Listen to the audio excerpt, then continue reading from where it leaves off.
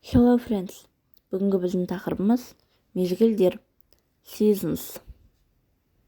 Көктем, spring, көктем, spring. Жаз, summer, жаз, summer. Күз, autumn, күз, autumn. Қыс, winter, қыс, winter. Енді әр мезгілдегі ай атаулары. Бірінші, көктем мезгілі. March, наурыз. April, сәуір. May, мамыр. Жаз мезгілі. June, маусым. July, шілде. August, тамыз.